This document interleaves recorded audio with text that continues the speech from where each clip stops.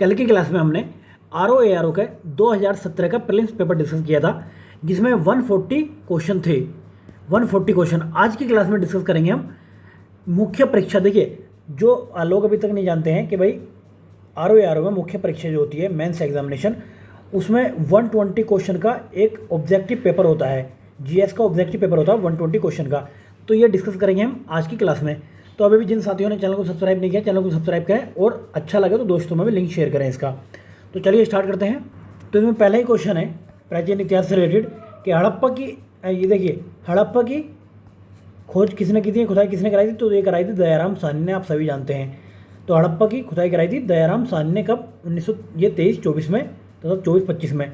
दूसरी बात करें हम हस्तिनापुर की, तो हस्तिनापुर की कराई थी बीबी लाल ने। तक्षशिला की बात करें तो जॉन मार्शल ने कराई थी ये। कौशाम्बी की खुदाई कराई थी NG मजुमदार।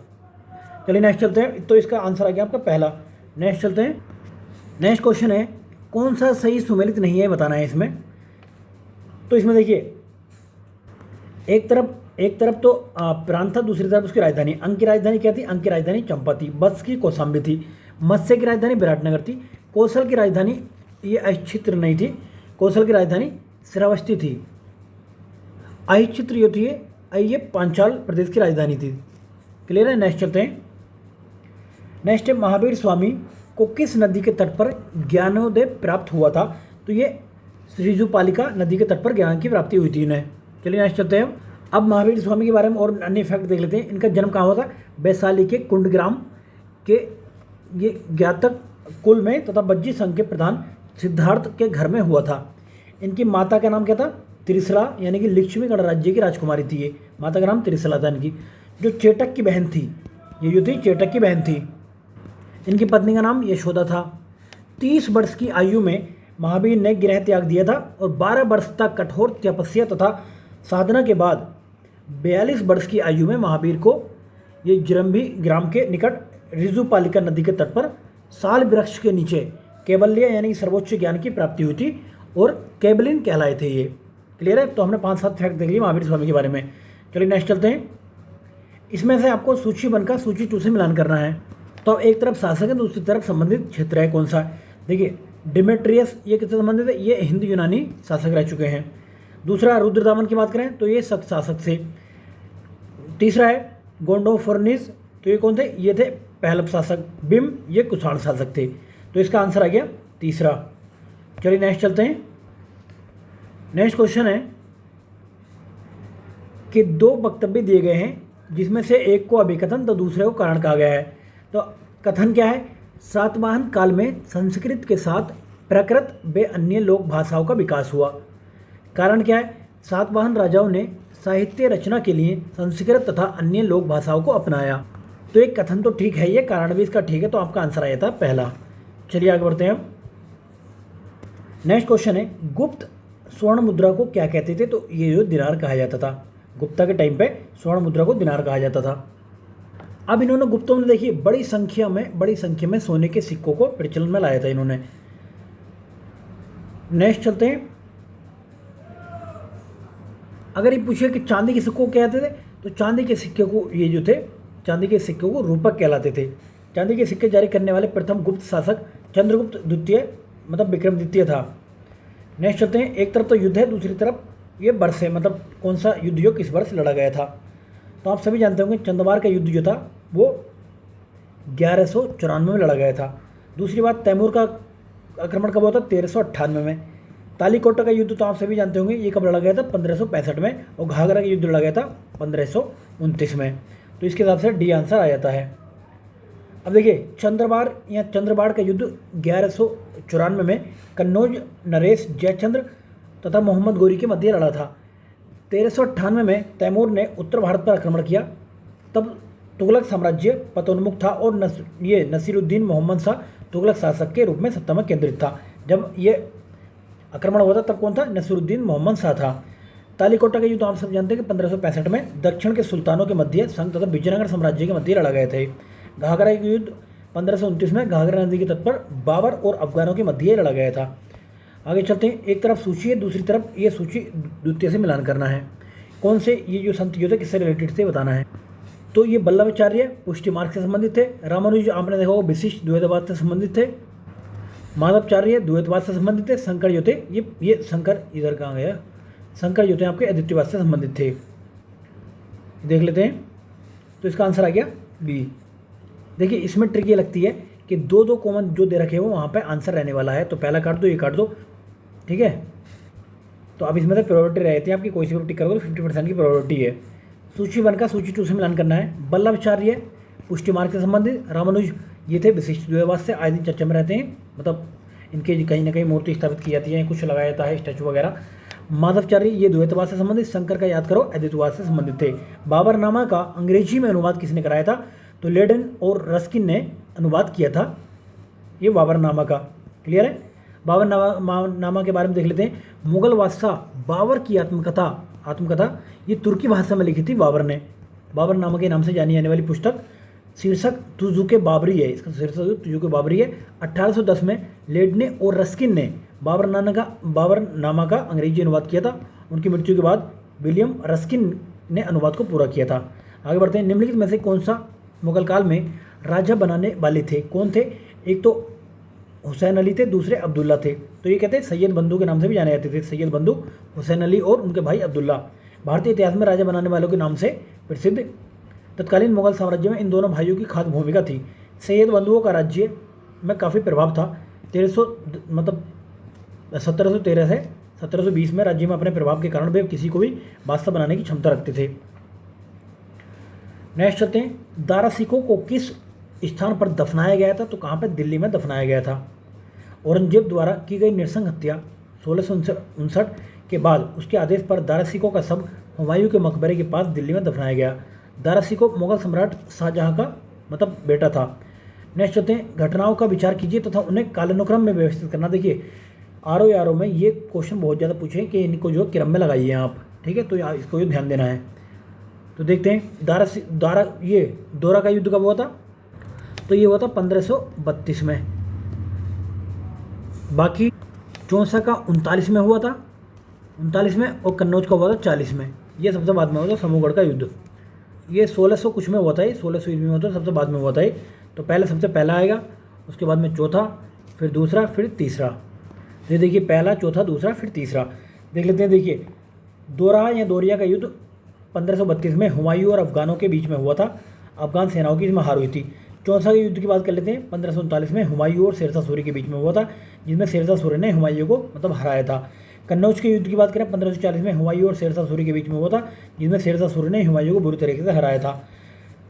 सामूगढ़ के युद्ध की बात करें 1658 में हुआ था, शाहजहां के पुत्रों के बीच में उत्तराधिकार का युद्ध था ये।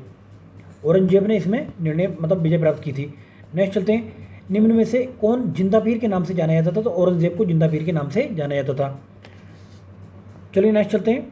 देखिए फिर ये कालानुक्रम का क्वेश्चन पूछ लिया गया है यहाँ पे, तो इसकी मैंने तरकीब बताई थी। अगर आपको नहीं पता है तो देखिए जो मेजोरिटी में आया, ज़्यादा टाइम आया, उसमें से आंसर रहने वाला है, तो इसमें से 2 काट देंगे, ठीक है। तो अगर आपको कुछ भी नहीं पता इसमें से, तो ये एटलीस्ट ये ट्रिक लगा सकते हो। तो सबसे पहले क्या आया, सबसे पहले नेहरू रिपोर्ट आई थी, कब आई थी, 1928 में आई थी। उसके बाद में बात करें तो हम अगस्त प्रस्ताव आया था, ये आया था 1940 में। उसके बाद आया था क्रिप्स मिशन 1942। सबसे लास्ट में बेबल योजना 1945 में आई थी, तो इसके हिसाब से हमारा आंसर हो गया बी।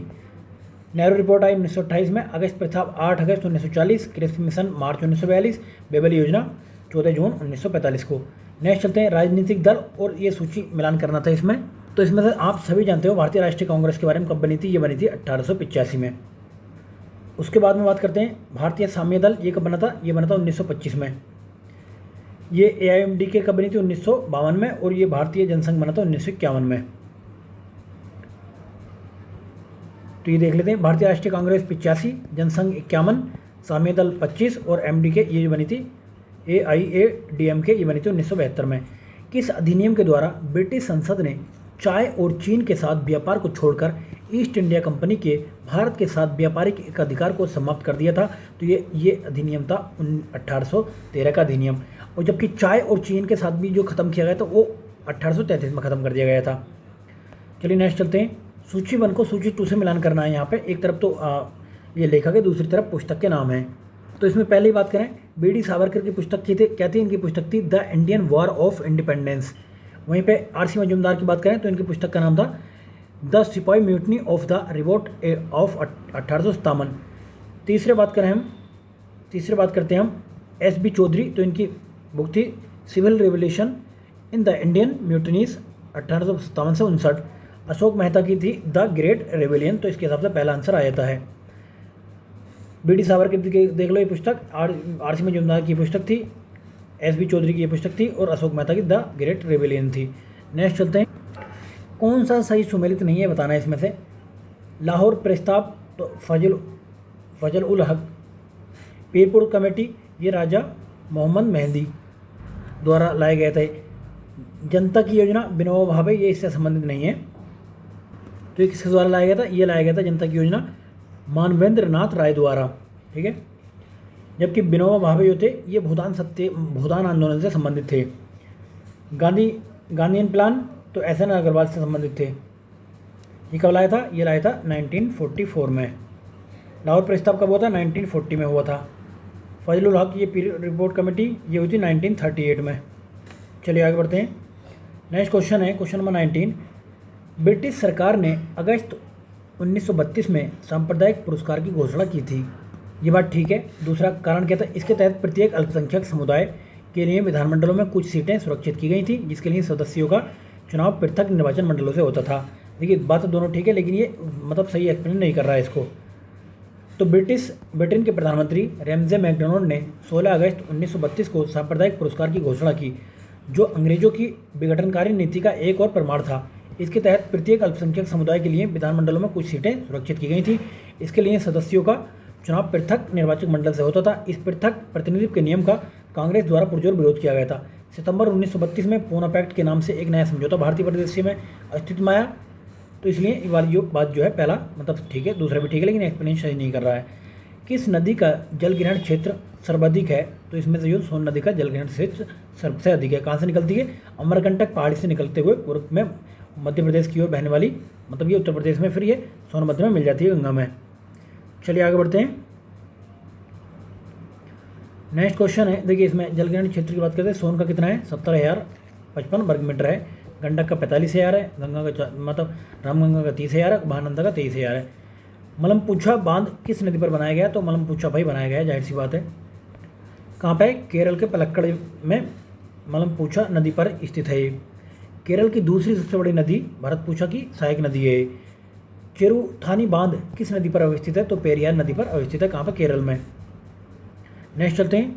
चित्रकूट जलप्रपात स्थित है कहाँ पर, बस्तर में स्थित है, छत्तीसगढ़ के बस्तर में। तो इंदिरा कौन सी नदी पर है, इंद्रावती नदी पर स्थित है ये। नेक्स्ट पश्चिमी घाट के संबंध में निम्न कथनों पर विचार कीजिए। तो पहला कथन है यह बृहस्पति पर्वत है, पहला स्टेटमेंट है। दूसरा, इसका पूर्वी ढाल क्रम से नीचा होता हुआ पठार है, ये दूसरी बात भी ठीक है। तीसरा, इसका उत्तरी जो खंड है लावा बेसाल्ट से आच्छादित है, तो तीनों बातें इसमें ठीक हैं। नेक्स्ट चलते हैं, बाकी इसके देख लेते हैं। इसके पश्चिमी घाट को सह्याद्री भी कहा जाता है। उत्तरी सह्याद्री को ऊपरी सतह पर बेसाल्ट लावा का निक्षेप मिलता है। वास्तव में यह पर्वत श्रेणी न होकर प्रायद्वीपी पठार का ही एक बृहंस कंगार है। नेक्स्ट चलते हैं। एक तरफ देखिए इनमें कौन सा सुमेलित नहीं बताना है, सूची 1 और सूची 2 फसल पौधारोपण और दूसरी तरफ है सर्वाधिक उत्पादक राज्य है। तो जूट के मामले में आप जानते हैं पश्चिम बंगाल का पहला नंबर है। चाय के मामले में आसाम का पहला नंबर है। गन्ने के मामले में उत्तर प्रदेश का पहला नंबर है। रबड़ के मामले में हिमाचल प्रदेश ना होकर केरल है। क्या है, रबड़, केरल सबसे ज़्यादा उत्पादन होता है रबड़ का। चलिए नेक्स्ट चलते हैं। किस फसल की रोपाई की जाती है, तो आप जानते हैं कि रोपाई किसकी होती है, धान की रोपाई की जाती है। नेक्स्ट है सिंगरौली लघु जल विद्युत परियोजना अवस्थित है कहाँ पे, उत्तर प्रदेश में अवस्थित है, सोनभद्र जिले में। निम्नलिखित में से किस राज्य में काली मिर्च और इलायची का उत्पादन होता है, तो ये केरल में किया जाता है। तो इलायची का सबसे उत्पादन केरल, फिर कर्नाटक, फिर तमिलनाडु, फिर मतलब काली मिर्च में देख लें कर्नाटक, केरल। कौन सही सुमेलित नहीं है, देखिए सोना कोलार में मिलता है, कोयला झरिया में मिलता है, हीरा पन्ना, और लोह जो है ये गुंटूर में नहीं मिलता है, ठीक है, ये सही नहीं है। नेक्स्ट चलते हैं। तो गुंटूर आप जानते हैं कि कहाँ पर है, गुंटूर आंध्र प्रदेश में है। नेक्स्ट चीनी उद्योग दक्षिण भारत में अधिक विकसित हुए हैं, कारण क्या है इसका, क्योंकि गन्ने की प्रति हेक्टेयर पैदावार जो है एवं गन्ने में रस की मात्रा दक्षिण राज्यों में अधिक है, क्योंकि ये समुद्र तट के किनारे स्थित है ये। ठीक है, तो यहाँ पर टेम्परेचर कम रहता है, ज़्यादा गन्ने में मतलब सूखापन कम होता है। तो पहला आंसर ठीक है और इसका एक्सप्लेनेशन भी सही करता है। तो मेंस में क्वेश्चन भी पूछ लिया था कि क्या कारण है कि अधिकतर जो चीनी उद्योग है दक्षिण की ओर शिफ्ट कर रहे हैं, तो उसमें कारण बता दो आप। कारण देखो मैं बताता हूँ क्या क्या है। तो दक्षिण भारत की जलवायु जो है उष्ण कटिबंधीय है तथा गन्ना भी उष्ण कटिबंधीय फसल है। आदर्श जलवायु है यहाँ पे एक तो, ठीक है। और दूसरा क्या है, देखिए क्या है, गन्ने में रसीला एवं अधिक शर्करा वाली होती है। यहाँ पे समुद्र तटीय जलवायु के प्रभाव, काली मुद्रा का क्षेत्र, नमी, ये संरक्षण की क्षमता, ट्यूबवेल सिंचाई का विकास होने के कारण दक्षिण भारत में गन्ना मोटा एवं अधिक रस वाला होता है। तो 4-5 रीजन पता लग गया आपको। तो यहाँ पे प्रति हेक्टेयर उत्पादन भी अधिक होता है। इसी कारण चीनी उद्योग दक्षिण भारत में अधिक विकसित हैं। गन्ना उत्पादन में भारत का विश्व में द्वितीय स्थान है। विश्व का देखिए लगभग 40% गन्ना यहाँ पर पैदा किया जाता है भारत में। उष्ण कटिबंधीय और उपोष्ण कटिबंधीय फसल होने के कारण इसे 20 डिग्री सेल्सियस से 27 डिग्री सेल्सियस औसत तापमान की जरूरत पड़ती है और वर्षा 100 से 200 सेंटीमीटर के बीच में होती है इसके लिए। क्लियर है, चलिए आगे बढ़ते हैं। निम्नलिखित में से कहाँ लिग्नाइट के प्रमुख भंडार नहीं है? तो गुजरात में भी है, पश्चिम बंगाल, पुडुचेरी, झारखंड में नहीं है। ये कहाँ कहाँ पे है? तमिलनाडु, राजस्थान, गुजरात, पुडुचेरी, जम्मू कश्मीर, पश्चिम बंगाल। नेक्स्ट है सूची 1 का सूची 2 से मिलान करना है। तो इसमें देखिए हीरे के आगे तो आएगा कार्बन, हीरे के आगे कार्बन आएगा, इसमें कार्बन नहीं है तो आगे होगा कार्बन। संगमरमर के आगे कैल्शियम आएगा, बाकी आगे देखते हैं। बाकी देखिए रेत के आगे सिलिकॉन आ जाएगा और मणिक्य यानी कि रवि के आगे क्या आएगा? एल्युमिनियम ऑक्साइड आ जाएगा। तो इसके हिसाब से आंसर आ गया हमारा ये। मैंने फिर भी कहा था कि जहाँ पे मेजोरिटी में नंबर दे रखा है वो इसका आंसर होगा। पहला काट देंगे हम, तीसरा काट देंगे, फिर भी अगर टिक करके आओगे तो आ जाएगा आंसर। हीरा में कार्बन होता है, संगमरमर में कैल्शियम, रेत में सिलिकॉन और रूबी में ये एल्युमिनियम ऑक्साइड होता है। लोम्बोक जल डमरू मध्य किन 2 द्वीपों के मध्य स्थित है? तो कहाँ पे? बाली एवं लोम्बोक के मध्य स्थित है ये। तो लोम्बोक जहाँ आगे जाहिर सी बात है लोम्बोक तो आंसर होनी है, तो ये आंसर 2 नहीं होने के। चलिए बाकी देखते हैं नेक्स्ट। निम्नलिखित में से कौन गर्म धारा है? तो देखिए जो भी धारा इक्वेटर से दक्षिण या उत्तर में जाती है वो गर्म धारा होती है। जो इसकी तरफ को आती है उत्तर या दक्षिण से तो वो ठंडी धारा होती है। तो कौन सी धारा आप देख लेंगे? देखिए ब्राज़ील धारा जो आपने देखा होगा, इधर अगर हम ब्राज़ील का मैप बनाएं तो ये धारा इस तरीके से आती है, ब्राज़ील के तट की तरफ को है ना, नीचे को जाती है। तो ब्राज़ील धारा जो है इसलिए गर्म धारा है। ठीक है, बाकी फोकलैंड हो गया, लेब्राडोर हो गया, कनारी धारा हो गई, तीनों धाराएं ठंडी हैं। नेक्स्ट चलते हैं। एक तरफ देश है, दूसरी तरफ प्रमुख मतलब प्राथमिक निर्यात कौन कौन से होते हैं यहाँ से? तो पहला देश है चाड से पेट्रोलियम निर्यात होता है। दूसरी बात नाइजर से यूरेनियम होता है। रवांडा से कैबा होता है और बेनिन से क्या होता है? यहाँ पे बेनिन से कपास होता है। इसके हिसाब से हमारा आंसर आ गया सी। चलिए नेक्स्ट चलते हैं।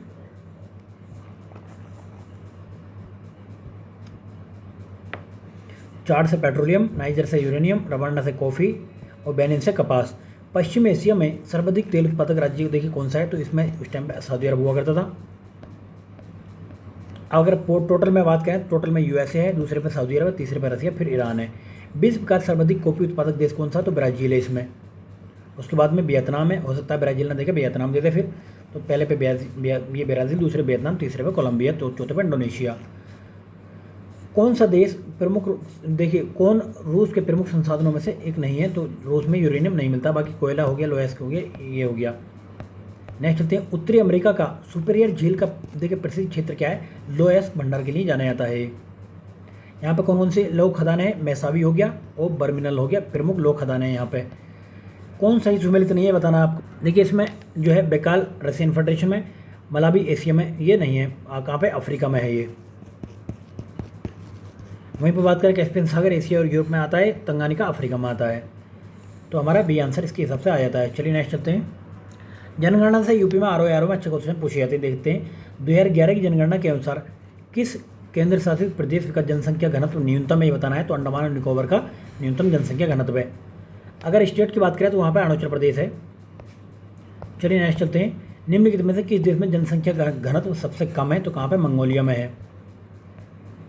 मंगोलिया में कितना? 2 प्रति वर्ग किलोमीटर है। सऊदी अरब में 16 है। चलिए नेक्स्ट चलते हैं। वर्तमान वृद्धि दर के अनुसार भारत की शहरी आबादी 2030 तक पहुंचने का अनुमान है कितना, 575 मिलियन पहुंच सकती है। अभी कितनी शहरी आबादी भारत में, 31.2% 2011 की जनगणना के अनुसार।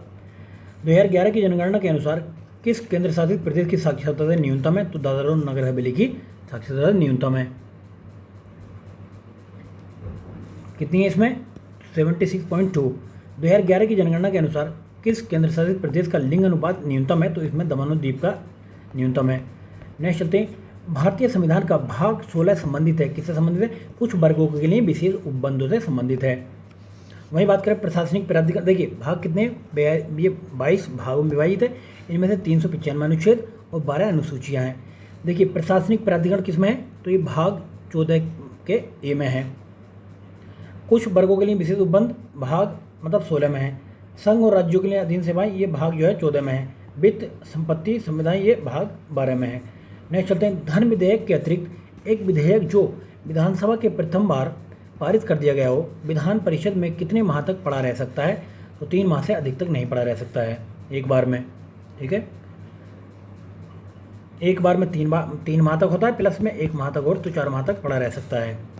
नेक्स्ट चलते हैं, भारतीय संविधान का कौन सा अनुच्छेद लोकसभा एवं विधानसभा के प्रतिनिधियों का निर्वाचित करने अथवा वयस्क मताधिकार का अधिकार प्रदान करता है, तो आर्टिकल 326 है ये।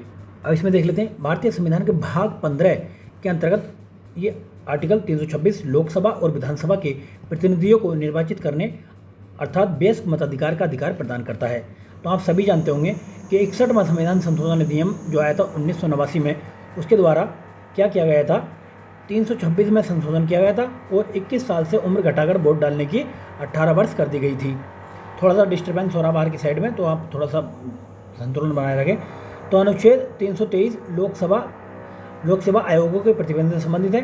324 क्या है, निर्वाचनों के अधीक्षण निर्देशन और नियंत्रण का निर्वाचन आयोग में निहित है। और 325 क्या है, धर्म मूल वंश जाति या लिंग के आधार पर किसी व्यक्ति का निर्वाचक नामावली में सम्मिलित किए जाने के लिए अपात्र न होना और इसके द्वारा किसी भी विशेष निर्वाचक नामावली में सम्मिलित किए जाने का दावा न किया जाना है। नेक्स्ट चलते हैं, एक तरफ समितियां दूसरी तरफ वर्ष दे रखे हैं, तो इसमें भी हम ट्रिक का इस्तेमाल करेंगे। ठीक है, कौन सी ट्रिक है बता देते हैं, जिसमें मेजोरिटी में नंबर आएगा उसी को हमारा आंसर वही होता है अधिकतर 99% में केस में देखा गया है ये। तो पहले का आंसर देखिए, पीके थुंगन कमेटी कब बनाई थी, 1988 में बनाई थी ये। उसके बाद अशोक मेहता समिति बनाई थी 1977 में। BR मेहता बनाई थी 1957 में, सबसे पहले BR मेहता ही बनाई थी। LM सिंह में समिति बनाई थी 1986 में। ठीक है, इसके हिसाब से हमारा आंसर आ गया डी। थुंगन समिति बनी 88 में, अशोक मेहता 77 में। इसने द्विस्तरीय यानी कि सेकंड टायर गवर्नमेंट की बात की थी। BR मेहता ने थर्ड टायर की बात की थी, सबसे पहले बनी थी ये। LM सिंह भी 1986 में आया था। नेक्स्ट चलते हैं, ग्रामीण स्थानीय स्वशासन का पंचायती राज नामांकन किस भारतीय नेता के सुझाव का परिणाम था, तो MK गांधी के सुझाव का परिणाम था ये। तो ये अधिनियम कब हुआ था, 73वां संविधान संशोधन अधिनियम 24 अप्रैल 1993 से लागू किया गया है। इस संविधान संशोधन द्वारा एक नया भाग 9 जोड़ा गया जिसका शीर्षक पंचायत है। इसके द्वारा अनुच्छेद 243 में पंचायतों से संबंधित अनेक प्रावधान किए गए थे। चलिए नेक्स्ट चलते हैं, अब अर्थव्यवस्था से संबंधित क्वेश्चन देख लेते हैं। लाभ मात्रा अनुपात में सुधार निम्नलिखित में से किसके द्वारा किया जाता है, तो देखिए बिक्री कीमत में वृद्धि करके, बिक्री मिश्रण को बदलना और परिवर्तनशील लागत को कम करना, इनके सबके द्वारा किया जाता है। नेक्स्ट चलते हैं, निम्नलिखित में से किसको गरीबी का सामाजिक सूचक नहीं माना जाता है, तो परिवहन के साधनों की कम संख्या को गरीबी का सामाजिक सूचक नहीं माना जाता। निरक्षरता को माना जाता है, स्वास्थ्य को माना जाता है, रोजगार की में कमी को माना जाता है। परिवहन संचार वाणिज्य किस के अंतर्गत आते हैं, तो ये आपने देखा होगा ये तृतीयक गतिविधियों के अंतर्गत आते हैं। प्राथमिक के अंतर्गत कृषि या कृषि से संबंधित चीज़ें आती हैं। द्वितीय के अंतर्गत ग्रामीण ग्रामीण नहीं, मैन्युफैक्चरिंग वगैरह आता है इसमें। चलिए नेक्स्ट चलते हैं, द्वितीय गतिविधियों में देखिए विनिर्माण क्षेत्रों के उद्योग क्षेत्र इससे संबंधित है। नेक्स्ट है आयात कर के बारे में देख लेते हैं। तो आयात कर क्या है, व्यापार की मात्रा को घटाता है। किसी भी तरह के उत्पादों या सेवाओं को बाहर के किसी देश के खरीदने को आयात कहते हैं। आयात कर यानी टैरिफ अंतर्राष्ट्रीय व्यापार पर लगाए जाने वाला कर है, इसे आयात पर लगाया जाता है। आयात पर कर जो व्यापार की मात्रा को घटाता है। भारतीय रुपये का चालू खाते में पूर्ण परिवर्तनीय बनाया गया था। कब बनाया गया था, 1994 में बनाया गया था। अब इससे रिलेटेड एक कमेटी थी तारापुर कमेटी, वो भी आपको पता होना चाहिए। तारापुर कमेटी का संबंध किससे था, तो ये चालू खाते में पूर्ण परिवर्तन से संबंधित था। तारापुर नाम याद रखना। चलिए नेक्स्ट चलते हैं, GST किस तरीके का कर है, तो ये जो है अप्रत्यक्ष कर है। ये 1 जुलाई 2017 से लागू किया गया था। मुद्रा एवं वित्तीय मामलों पर सरकार का वित्तीय अभिकर्ता एवं सलाहकार कौन होता है? तो आरबीआई होता है। नेक्स्ट चलते हैं, उरुग्वे दौर किससे संबंधित है? तो आप जानते हैं डब्ल्यूटीओ और गेट से संबंधित है। उरुग्वे दौर विश्व व्यापार संगठन को जन्म दिया इसने। तो 15 अप्रैल 1994 को 123 देशों के वाणिज्यिक मंत्रियों ने मारिकेस में उरुग्वे दौर के फाइनल एक्ट पर अपने हस्ताक्षर किए थे। ठीक है, होता क्या था, पहले गेट होता था, गेट की स्थापना 1948 में की गई थी। इसका स्थान जो है 1 जनवरी 1995 को डब्ल्यूटीओ ने ले लिया था। अब ये संयुक्त राष्ट्र का भाग है, इसका अधिग्रहण नहीं है, भाग या अधिग्रहण नहीं है। उसका मुख्यालय जेनेवा स्विट्जरलैंड में है। इसके टोटल मेंबर है अभी 164। किस वस्तु का 2017 में भारत से सर्वाधिक निर्यात होता था? तो अब ये अभियांत्रिकी वस्तुओं का होता था। नेक्स्ट है, शुद्ध निर्यात बराबर होता है किसके? निर्यात माइनस आयात के। विज्ञान से संबंधित क्वेश्चन देख लेते हैं, कौन कौन से क्वेश्चन पूछे गए थे। वैज्ञानिक प्रबंधन का जनक किसको कहा जाता था? तो FW टेलर को कहा जाता है। नेक्स्ट चलते हैं, ध्वनि की प्रबलता निम्नलिखित में से किसमें मापी जाती है? तो आयाम में मापी जाती है। ध्वनि की प्रबलता आयाम में मापी जाती है। ध्वनि की इंटेंसिटी या लोडनेस ध्वनि का वह लक्षण है जिसमें ध्वनि की धीमी, मंद अथवा तीव्र मतलब प्रबल सुनाई देती है। दूरदृष्टि दोष में प्रतिबिंब निम्नलिखित में पर बनता है किसके? रेटिना के पीछे बनता है। नेक्स्ट चलते हैं, अब देखिए दूरदृष्टि दूर करने के लिए कौन सा लेंस इस्तेमाल करते हैं हम? उत्तल लेंस या अभिसारी लेंस का प्रयोग करते हैं। निकट दृष्टि दूर करने के लिए क्या करते हैं हम? इसमें जो अवतल लेंस का प्रयोग करते हैं। नाभिकीय ऊर्जा का उपयोग प्राय कारक है किसका? ऊष्मीय प्रदूषण का कारक है। नेक्स्ट चलते हैं, प्रत्येक क्रिया के लिए एक समान और विपरीत प्रतिक्रिया होती है, यह नियम दिया था किसने? न्यूटन ने नियम दिया था ये। नेक्स्ट है, निम्नलिखित में से किसके लिए माध्यम आवश्यक नहीं है? किसके लिए? विकिरण के लिए माध्यम की आवश्यकता नहीं होती है। चलिए नेक्स्ट चलते हैं, इसमें मूलभूत कण कौन सा है? तो क्वार्क जो है इसमें मूलभूत कण है। स्टेनलेस स्टील एक निश्चित धातु है जिसमें लोह के साथ निम्नलिखित में से मिलाते हैं किसको? लोह के साथ में क्रोमियम को मिलाया जाता है इसमें। चलिए नेक्स्ट चलते हैं, नाभिक के आकार की कोटि निम्नलिखित में से होती है कितनी? 1 × 10⁻⁻15 मीटर। निम्नलिखित में से कौन कांच को गहरा नीला रंग प्रदान करता है? तो कौन करता है? कोबाल्ट ऑक्साइड प्रदान करता है। नेक्स्ट चलते हैं, अब देख लेते हैं जंतु विज्ञान के वनस्पति विज्ञान के कुछ क्वेश्चन। इनमें से कौन सा विषाणु जनित रोग नहीं है, जो मतलब विषाणु से नहीं होता है? कौन सा? 6 रोग जो विषाणु जनित नहीं है, बाकी खसरा, पोलियो, रेबीज जो इससे द्वारा होते हैं। अब देख लेते हैं, दिए गए रोग में 6 रोग विषाणु जनित नहीं है। 6 रोग तपेदिक, जिसे आम भाषा में टीबी के रूप में भी जाना जाता है, जानलेवा बीमारी। इस रोग के उत्पादन होने का सबसे बड़ा प्रमुख कारण माइक्रोबैक्टीरियम ट्यूबरक्लोसिस नामक जीवाणु है, तो ये जीवाणु के द्वारा होता है। उल्लेखनीय है कि खसरा हो गया, रेबीज हो गया, पोलियो हो गया, एक वायरस जनित रोग है। क्लियर है? चलिए नेक्स्ट चलते हैं, कौन सा विटामिन सूर्य के प्रकाश की उपस्थिति में त्वचा बनता है? तो विटामिन डी है। नेक्स्ट चलते हैं, दिए गए पर्यावरण परिस्थिति से संबंधित देख लेते हैं। इसमें कथन दे रखा है, इसमें दूसरी तरफ कारण दे रखा है। जीव मंडल एक खुला विकृत तंत्र का उदाहरण है, तो पहली बात ठीक है। दूसरी बात देखते हैं, जीव मंडल में पदार्थ के प्रारंभिक निवेश के बाद पुनः नए पदार्थों का निवेश नहीं हो सकता है, परंतु ऊर्जा के निवेश एवं बहिर्गमन पर कोई प्रतिबंध नहीं होता है। तो इसका आंसर हो गया। देखिए पहला तो बात ठीक है, दूसरा बात जो है गलत है, तो इसी आंसर इसका आ जाता है। नेक्स्ट चलते हैं, नेक्स्ट है जैविक एवं अजैविक संगठनों के मध्य बिचौलियों का कार्य करता है क्या? उत्पादक कार्य करता है इसके। नेक्स्ट चलते हैं, ऊपरी वायुमंडल की ओजोन परत का क्षरण निम्नलिखित में से किससे हो रहा है? तो ये हो रहा है क्लोरोफ्लोरोकार्बन की वजह से इसका ये क्षरण जो हो रहा है। आपको पता होना चाहिए कौन सा प्रोटोकॉल इससे संबंधित? मोंटेगो प्रोटोकॉल जो है इससे संबंधित था। कब आया था? वो 1987 में आया था। चलिए नेक्स्ट है, एक कौन सी इनमें से एक हरित गैस नहीं है? तो ऑक्सीजन जो हरित गैस नहीं है, बाकी ये कार्बन डाइऑक्साइड हो गया, मीथेन हो गया, क्लोरोफ्लोरोकार्बन हो गया, ये जो है ये ग्रीन हाउस गैस हैं। इसके साथ में देख लेते हैं कौन सी ग्रीन हाउस गैस है, जिसमें से कार्बन डाइऑक्साइड हो गया, नाइट्रस ऑक्साइड, क्लोरोफ्लोरोकार्बन, मीथेन, जलवाष्प, ओजोन, ये आदि हैं। नेक्स्ट है, भारत सरकार द्वारा शुरू किए गए प्रोजेक्ट एलिफेंट से संबंधित निम्न में कौन सा कथन जो गलत है ये बताना है। तो प्रोजेक्ट एलिफेंट कब आया था? ये 1992 में आया था, तो पहला स्टेटमेंट तो ठीक है। यह मानव और हाथी के बीच टकराव की समस्या का काम करता है, ये बात भी ठीक है। तीसरा, यह केवल जंगली हाथियों के कल्याण पर केंद्रित करता है। केवल का ऐसा कोई भी स्टेटमेंट तो वैसे भी गलत होता, तो ये तीसरा गलत है। तो कब आया था? 1992 में आया था। एशियाई जंगली हाथियों के वन्यजीव संरक्षण प्रदान करने के लिए केंद्र प्रायोजित योजना है के रूप में आरंभ की गई थी। यह प्रोजेक्ट जो मानव और हाथी के टकराव को भी कम करता है। भारत सरकार ने नॉर्वे सरकार के साथ मिलकर एक जैव विविधता नीति एवं कानून के केंद्र की स्थापना की थी। कहाँ पर? ये चेन्नई में स्थापना की गई थी। नेक्स्ट चलते हैं प्रादेशिक ज्ञान से, देख लेते हैं कौन कौन से क्वेश्चन पूछे गए हैं। देखिए यूपी स्पेशल का भी हम कवर कराएंगे 2-4 दिन के अंदर, तो सारा कवर कराएंगे उसमें यूपी स्पेशल में। लखनऊ महानगर के संबंध में निम्नलिखित तथ्यों पर विचार करना है। पहला है 18वीं सदी के उत्तरार्ध में नवाब असफउद्दौला ने नगर को नियोजित तरीके से विकसित किया था, ये बात ठीक है।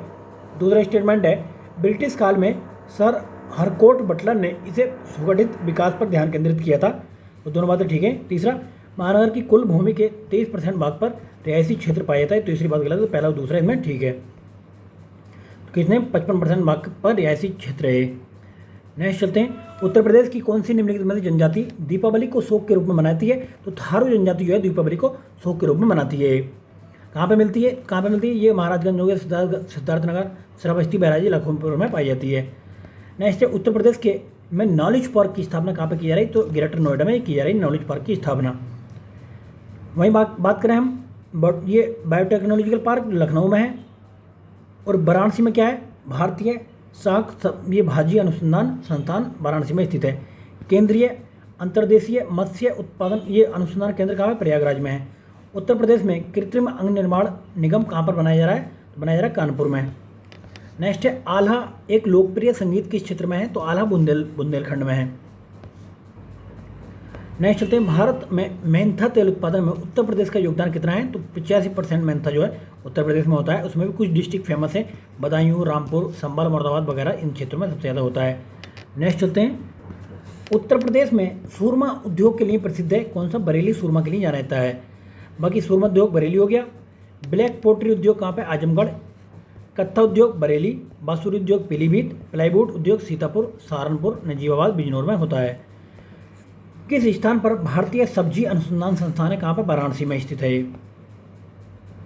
नेक्स्ट चलते हैं, एक तरफ सूची है, दूसरी तरफ मिलान करना है जिलों से। बात करते हैं, पहले देखिए पीतल, ये शिल्प कृतियाँ आप सभी जानते हैं, मुरादाबाद पीतल के लिए जाना जाता है। तो इसमें ये जो है हमारा पीतल के लिए मुरादाबाद हो गया। वहीं बात करें काली मिट्टी के बर्तन के लिए निजामाबाद हो गया। चीनी मिट्टी के बर्तन के लिए ये जो है खुर्जा हो गया। बाकी शीशे के लिए ये आपका हो गया, शीशे के लिए हो जाता है फिरोजाबाद, क्योंकि शीशा चूड़ियों वाला की नहीं, फिरोजाबाद जाना जाता है। तो भी आंसर आ जाता है इसमें। काली मिट्टी के लिए निजामाबाद आजमगढ़, चीनी मिट्टी के लिए खुर्जा, पीतल के लिए मुरादाबाद, शीशे के लिए ये फिरोजाबाद। नेक्स्ट चलते हैं, उत्तर प्रदेश का राज्य चरम विकास एवं विपणन निगम लिमिटेड कहाँ पर स्थित है? तो ये आगरा में स्थित है। कब बनी थी? ये बना था 1974 में। तो यूपी स्पेशल का हम एक एक क्वेश्चन सारा कवर करा देंगे यूपी स्पेशल का। तर्क शक्ति देख लेते हैं कौन कौन से क्वेश्चन पूछे गए थे। तो देखिए जो रिलेशन इनके बीच में बन रहा है वही रिलेशन इनके बीच में बनेगा। जैसे 1 × 5 5, ये 5 आ गया, उसके बाद में इंटू 5 करेंगे 25 आएगा, इंटू 5 करेंगे 125 आएगा। ऐसे 7 का 2 कर देंगे 14 आएगा, 2 कर देंगे ये आ जाएगा, फिर 2 कर देंगे ये आ जाएगा। ऐसे इनमें क्या रिलेशन है? 3 का 4 से करेंगे तो 12 आ जाएगा, फिर इसका 4 का करेंगे तो 48 अंश का आंसर आ जाएगा। नेक्स्ट चलते हैं, फूल का पत्ती से वही संबंध है जो पुस्तक का संबंध किससे? पृष्ठों से, यानी पेज से जो संबंध है। चलिए आगे बढ़ते हैं। एक्स के स्थान पर बताना क्या आना है यहाँ पे। तो इनका जो गैप देख लेंगे कितना आ रहा है। तो यहाँ पे इसका गैप देखिए 4 है, उसके बाद गैप देख लेते हैं यहाँ पे, इसके बाद गैप 9 है, इसके बाद गैप देख लेते हैं यहाँ पे। तो इसका गैप कितना है? इनका गैप है 16। तो ये क्या समझ में आ रहा है? तो ये समझ में आ रहा है ये 2 का स्क्वायर होता है, ये 3 का होता है, ये 4 का होता है, यहाँ पे 5 का आएगा, फिर यहाँ पे 6 का आएगा, यहाँ पे अगले बाद में 7 का स्क्वायर आ जाएगा। तो 166 इसका आंसर आ जाएगा। क्लियर है? 7 के स्क्वायर का गैप होगा यहाँ पे 166। नेक्स्ट तो इनमें देखना होता है, देखिए ये ऐड करेंगे, ये ऐड करेंगे, और ये क्या ऐड करें जो हम एक नंबर आ जाए। इनमें ऐसे ही तीनों में क्या ऐड करें यहाँ पे जो एक नंबर बन जाए, सेम नंबर। ऐसे ही इसमें क्या ऐड करें जो एक नंबर बन जाए, तीसरा। ठीक है, तो तीनों का इनका जो है ऐड करने पे 30 आएगा। तो 30 ये 12 हो गया, 9 और 9 18, जब आ जाएगा तो 18 और 12 30 हो जाता है। ऐसे ही 7 और 10 कितना हो गया? 17 हो गया, 17 में 13 ऐड कर देंगे तो 30 आ जाएगा। ऐसे ही ये कितना हो गया? 19 हो गया, 19 में 11 ऐड करेंगे 30 आ जाएगा। तो इसका आंसर इसके हिसाब से हमारा सी आ जाएगा। चलिए आगे बढ़ते हैं। एक आदमी पूरब की ओर मुँह करके खड़ा हुआ है, ये गलत पढ़ दिया। देखिए एक आदमी पूरब की ओर मुँह करके घड़ी चलने की दिशा में 60% घूमता है, और फिर घड़ी चलने की विपरीत दिशा में 255 घूमता है, और अंत घड़ी घूमने की दिशा में 105 घूमता है। अब उसका मुंह किस दिशा में होगा? अब देखिए इसका मुंह सपोज करो ये इस तरह पूरब की साइड में इसका मुंह है। अब घड़ी कैसे चलती है आपने देखा होगा, तो घड़ी तो इस डायरेक्शन में चलती है ना, तो इसमें ये 60 चला यानी कि 60 यहाँ पर आया होगा, ठीक है। उसके बाद में फिर घड़ी चलने की विपरीत दिशा में 255 घूमता है। अब ये जो है विपरीत दिशा में ऐसे करके इधर को 255 घूमेगा ये, ठीक है। और फिर जो है घड़ी घूमने की दिशा में ये 105 घूमेगा, फिर इधर ही आ जाएगा। तो इसका कैसे होगा, ये इधर आएगा तो मतलब ये आ जाएगा उत्तर दिशा में है, ठीक है। तो इसमें देखिए कन्फ्यूज़ नहीं होना, क्योंकि वापस चलना है फिर उधर ही घूमना है।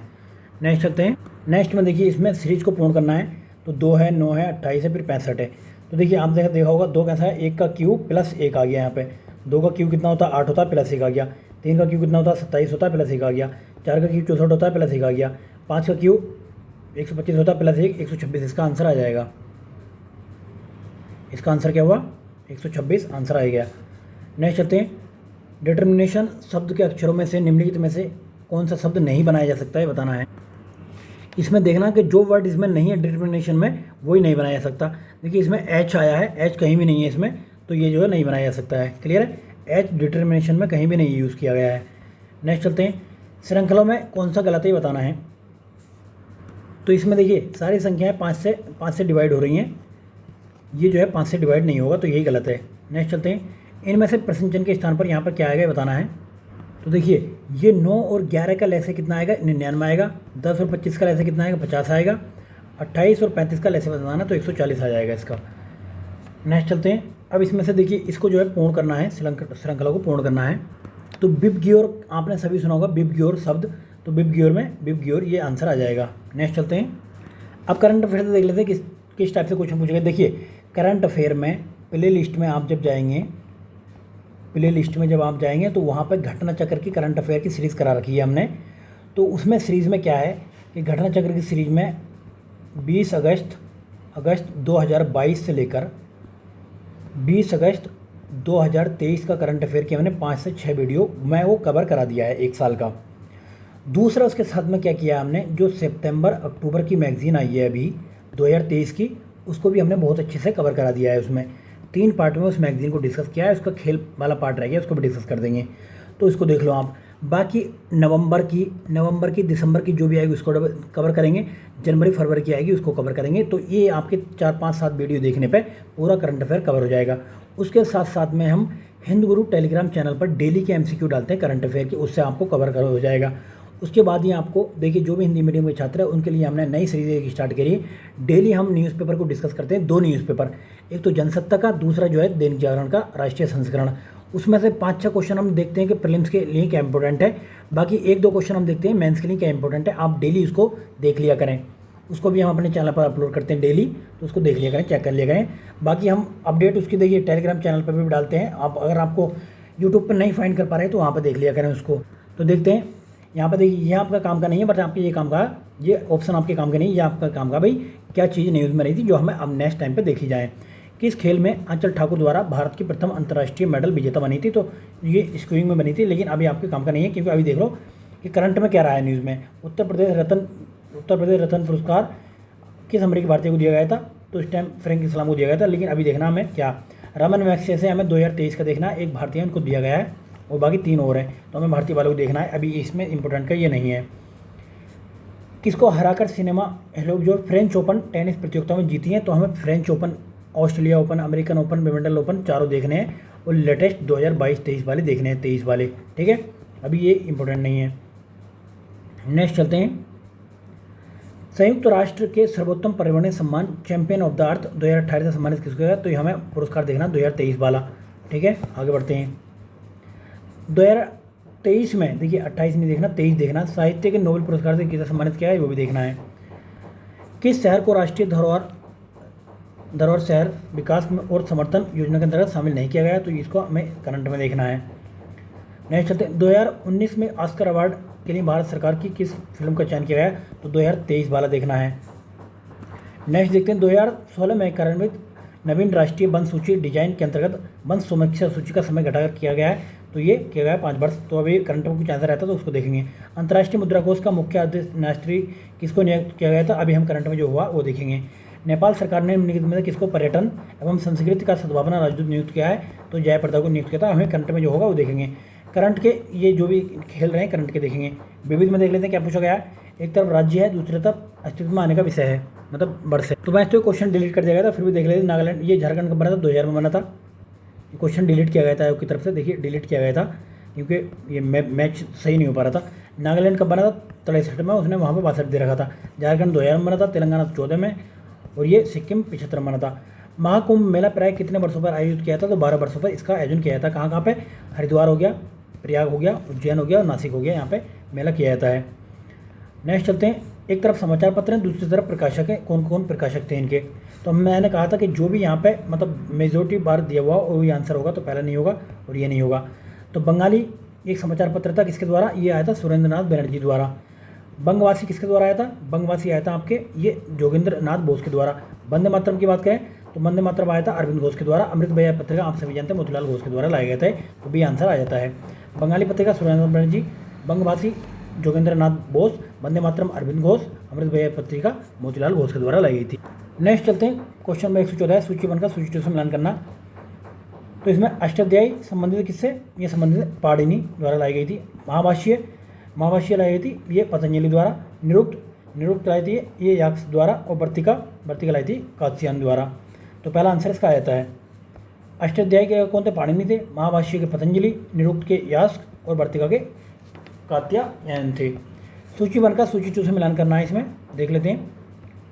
तो इसमें स्तूप, कौन सा स्तूप है? तो आपने देखा होगा स्तूप जो है सांची का स्तूप है, तो आप सभी जानते हैं।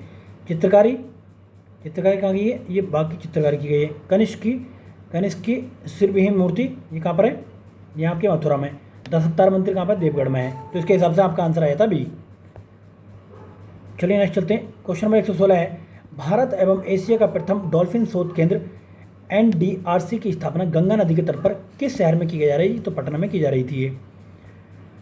तो आपने देखा होगा कि 5 अक्टूबर को ही डॉल्फिन दिवस के रूप में मनाया जाया है, ठीक है। चलिए नेक्स्ट चलते हैं।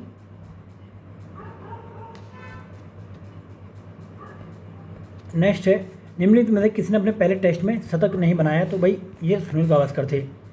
निम्नलिखित में से कौन एक मानव पूंजी निर्माण का प्रत्यक्ष प्रभाव नहीं डालेगा? तो सिंचाई जो है डायरेक्ट प्रभाव नहीं डालती है। देखिए, शिक्षा आप प्रोवाइड कराओगे तो प्रत्यक्ष प्रभाव डालेगा, प्रशिक्षण दोगे प्रत्यक्ष प्रभाव डालेगा। अगर बंदे की हेल्थ सही रहेगी तो मतलब ज़्यादा काम करेगा, तो ये प्रत्यक्ष प्रभाव डालता है। क्या क्या हो गया इसमें? शिक्षा हो गई, स्वास्थ्य हो गई, प्रशिक्षण हो गया, माइग्रेशन हो गया, सूचना जानकारी हो गई, प्रत्यक्ष प्रभाव डालते हैं। नेक्स्ट, देश के किस राज्य का हिस्सा राष्ट्रीय राजधानी क्षेत्र में सम्मिलित नहीं किया जाता है? तो मध्य प्रदेश का सम्मिलित नहीं किया जाता है। अब ये देखते हैं उत्तर प्रदेश की कितने जिले? उत्तर प्रदेश के 8 जिले इसमें शामिल हैं। NCR में बागपत, बुलंदशहर, गौतम बुद्ध नगर, गाजियाबाद, हापुड़, मेरठ, मुजफ्फरनगर और शामली। हरियाणा कितने जिले? हरियाणा के 13 जिले हैं इसमें। करनाल, जींद, पानीपत, सोनीपत, रोहतक, भिवानी, झज्जर, महेंद्रगढ़, रेवाड़ी, नूंह, गुरुग्राम, पलवल, फरीदाबाद। राजस्थान के 2 जिले हैं, कौन कौन से? अलवर है और भरतपुर है। नई दिल्ली का राजधानी क्षेत्र राष्ट्रीय राजधानी क्षेत्र के अंतर्गत आता है। 120 मतलब 120वां क्वेश्चन है कि कौन सा युग जो सही सम्मिलित नहीं है, इसमें ये बताना है। तो एक तरफ तो अखबार है, दूसरी तरफ इसके संवाददाता हैं। तो कौन थे? इंदु प्रकाश, ये MG रनाडे का था। नेटिव ओपिनियन, ये BN मॉडलिक का था। बॉम्बे क्रॉनिकल जो था ये गोपाल कृष्ण गोखले का नहीं था, बाकी ये फिरोज शाह मेहता का था। बाकी इंडियन मिरर देवेंद्रनाथ टैगोर। तो फ्रेंड्स, ये हमने 120 क्वेश्चन डिस्कस किए 40 मिनट के अंदर अंदर। तो इसी तरीके से सारे पेपर डिस्कस करेंगे हम। तो आपको करना क्या है कि कंटिन्यू बने रहना। 4 फरवरी को एग्ज़ाम होगा, फरवरी में एग्ज़ाम की संभावना है, तो जब तक बने रहना है। 100% की हम गारंटी लेते हैं, 100% आप क्वालिफाई कर देंगे। करंट अफेयर के लिए हम टाइम टू टाइम आपको वीडियो अपलोड कराते रहेंगे। बाकी प्रीवियस क्वेश्चन हो गया, आपको कमेंट करके ये बताना है कि अभी हमें टेस्ट सीरीज स्टार्ट करनी है कि नहीं करनी है, फिर इसके प्रीवियस पेपर के बाद में टेस्ट सीरीज स्टार्ट करें तो ज़्यादा बेहतर रहेगा। आप अपना फीडबैक दीजिए, ठीक है फ्रेंड्स। अभी भी जिन दोस्तों ने साथियों ने चैनल को सब्सक्राइब नहीं किया, चैनल को सब्सक्राइब करें और दोस्तों में लिंक भी शेयर करें, ठीक है। ओके, बाय बाय, धन्यवाद फ्रेंड्स।